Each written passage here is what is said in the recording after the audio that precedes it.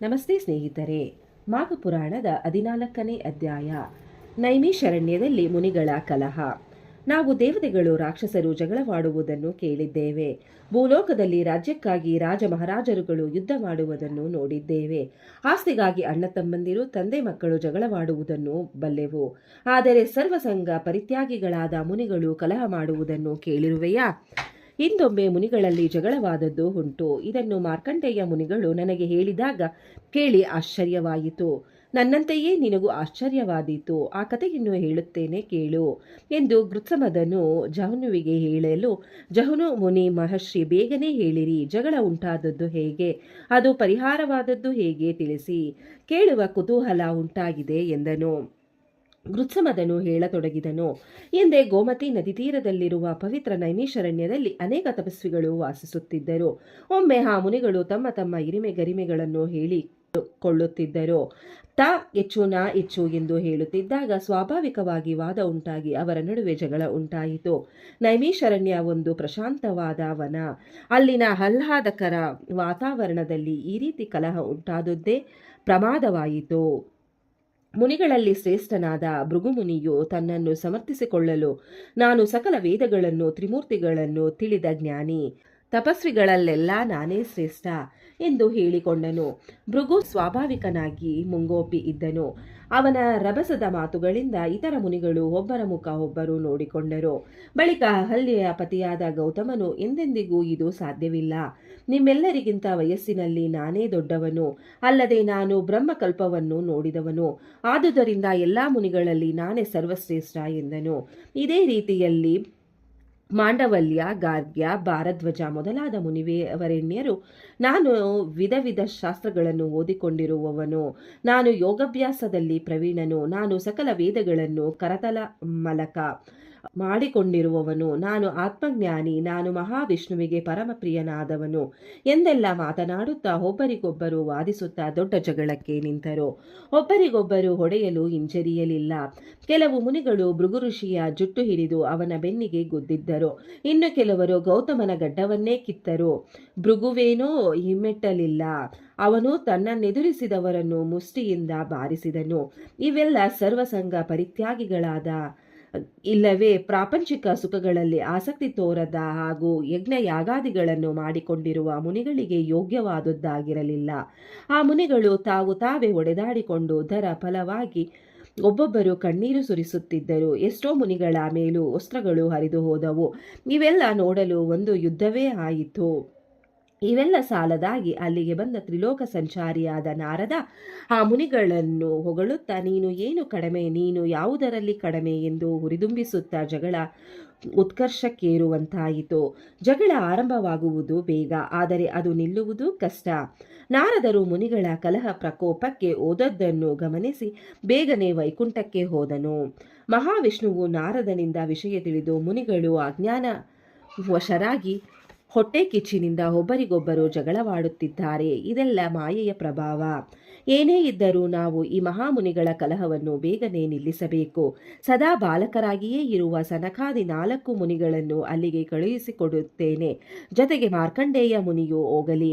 ಮಾರ್ಕಂಡೇಯ ಜ್ಞಾನಿ, ವಯೋವೃದ್ಧ. ಸನಕಾದಿ ಮುನಿಗಳಿಗೂ ಮಾರ್ಕಂಡೇಯನಿಗೂ ಹಾಗೂ ಜಗಳವಾಡುತ್ತಿರುವ ಮುನಿಗಳಿಗೂ ವಾದ ವಿವಾದವಾಗುತ್ತದೆ. ಆಗ ಏನಾಗುವುದೋ ನೋಡೋಣ. ನೀನು ಅಲ್ಲಿಗೆ ಹೋಗು ಎಂದು ಒಂದು ಪರಿಹಾರ ನೀಡಿದನು. ಶ್ರೀಹರಿಯ ಆಜ್ಞಾನುಸಾರ ಮಾರ್ಕಂಡೇಯನು ಸನಕಾದಿ ಮುನಿಗಳೊಂದಿಗೆ ನೈಮಿಷಾರಣ್ಯಕ್ಕೆ ಹೊರಟು ಬಂದನು.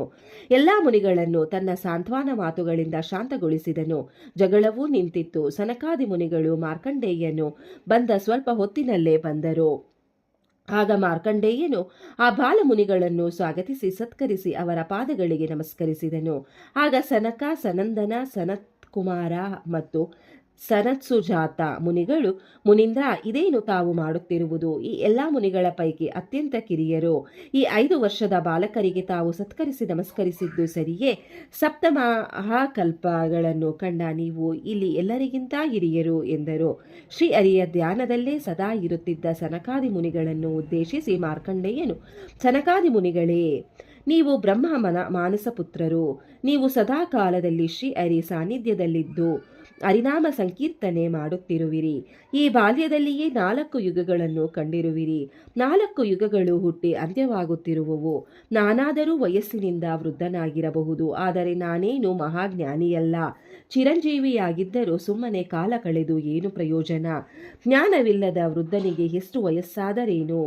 ಕಲ್ಲು ನೀರೊಳಗಿದ್ದಂತೆ, ಅದೇನು ಮೋಕ್ಷ ಹೊಂದುವುದೇ? ನೀವು ಶ್ರೀ ಹರಿ ಧ್ಯಾನ ನಿರತರಾಗಿದ್ದು ಶ್ರೀ ಹರಿಗೆ ಪರಮ ಪ್ರಿಯರಾಗಿರುವಿರಿ. ನಿಮ್ಮ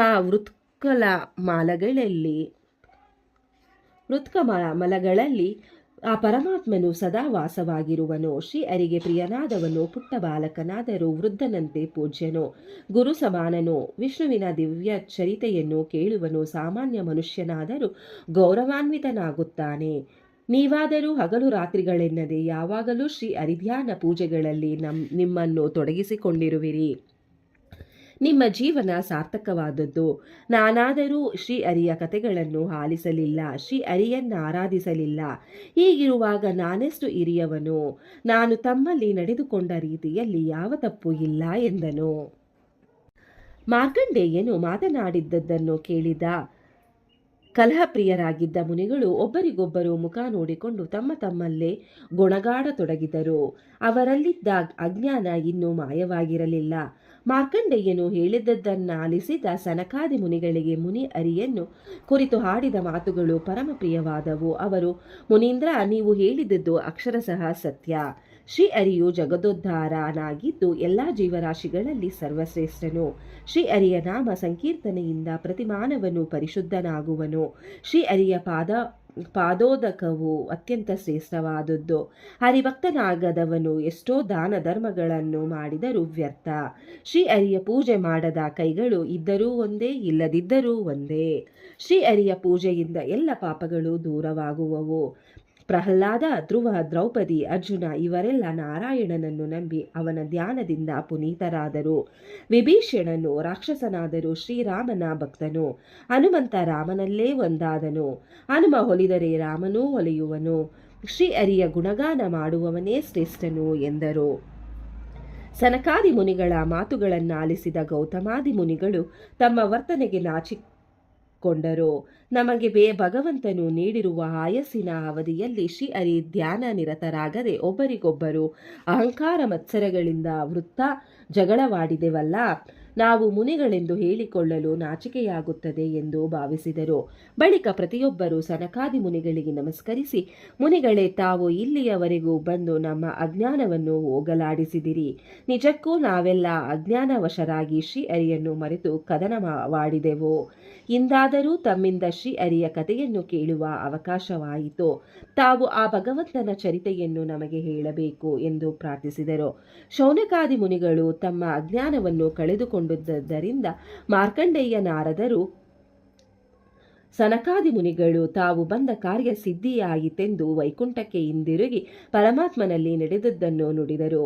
ಶ್ರೀಮನ್ನಾರಾಯಣನು ಸೂತ ಮುನಿಯನ್ನು ಕರೆಯಿಸಿ ನೈಮಿಷಾರಣ್ಯಕ್ಕೆ ಹೋಗಿ ಶೌನಕಾದಿ ಮುನಿಗಳಿಗೆ ಶ್ರೀ ಮಹಾವಿಷ್ಣುವಿನ ಕಥೆಗಳನ್ನು ಹೇಳಿ ಬರಲು ತಿಳಿಸಿದನು. ಜಗನ್ನಾಟಕ ಸೂತ್ರಧಾರಿ ಶ್ರೀ ಹರಿಯ ಆಜ್ಞೆಯನ್ನು ಶಿರಸಾವಹಿಸಿ ಸೂತರು ನೈಮಿಷಾರಣ್ಯಕ್ಕೆ ಬಂದು ಶೌನಕಾದಿ ಮುನಿಗಳಿಗೆ ಪರಮಾತ್ಮನ ದಿವ್ಯ ಚರಿತೆಯನ್ನು ಹೇಳಿದರು. ಗೃತ್ಸಮದನು ಜಹನುವಿಗೆ ಮುನಿಗಳ ಕಲಹದ ಪ್ರಸಂಗವನ್ನು ತಿಳಿಸಿ, ಜಹನ್ನು, ತಿಳಿದೆಯ, ಮಾಸಾಧಿಪತಿಯಾದ ಶ್ರೀ ಹರಿ ಎಲ್ಲರಲ್ಲೂ ಶ್ರೇಷ್ಠ. ಅವನ ನಾಮಸ್ಮರಣೆಯಿಂದ ಚಿಂತೆಗಳು ದೂರ, ಪಾಪಗಳೂ ದೂರ. ಭವಬಂಧನದಿಂದ ಬಿಡುಗಡೆ ಹೊಂದಲು ಶ್ರೀ ಹರಿಯು ನಾಮ ಜಪಿಸುವುದು ನಮಗಿರುವ ಸುಲಭೋಪಾಯ ಎಂದು ಹೇಳಿದನು. ಇಲ್ಲಿಗೆ 14ನೆಯ ಅಧ್ಯಾಯವು ಮುಕ್ತಾಯಗೊಂಡಿತು.